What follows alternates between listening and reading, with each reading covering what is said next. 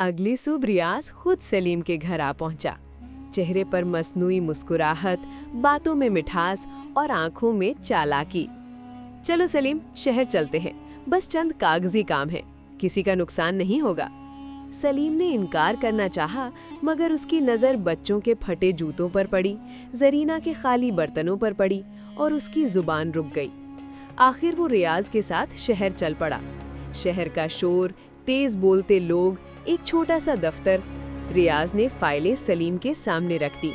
बस यहाँ अंगूठा लगा दे, तो बस नाम का मालिक है, बाकी सब मैं देख लूंगा। सलीम ने कुछ पूछना चाहा, मगर रियाज की जल्दी, दफ्तर वालों की नजरें और हाथ में नजर आती रकम ने उसकी सोच सल्ब कर ली।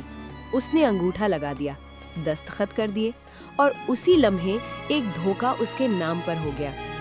चंद दिन बाद गांव में हंगामा मच गया। लोग गुस्से में थे। हमारे पैसे कहाँ गए? ये सब सलीम के नाम पर हुआ है।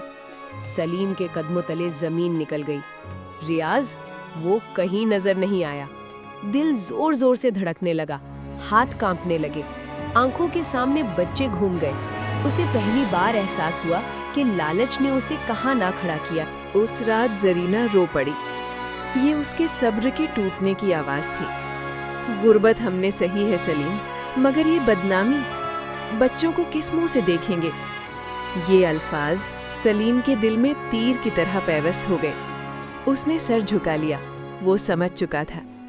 अगली सुबह सलीम ने सबके सामने सच बोल दिया, कागजात दिखाए, रियाज का नाम लिया और अपनी गलती कबूल की। गांव वालों को गुस्सा आया, मगर सच देखकर उनकी आंखें भी नम हो गईं। रियाज पकड़ा गया, उसकी चालाकी, उसका गुरूर, सब खत्म हो गया। खामोश। सलीम को कोई दौलत नहीं मिली, मगर उसकी सच्चाई ने उसे बचा लिया। गांव वालों ने उसे दोबारा कबूल किया, इज्जत वापस आई, सुकून लौट आया। सलीम अपने घर के बाहर बैठा था, बच्चे उसके पास खेल रहे थे, जरीना का दुपट्टा हवा में हिल रहा था। सलीम ने आसमान की तरफ देखा और आहिस्ता से कहा, आइंदा कभी लालच को अपने घर के करीब नहीं आने दूंगा।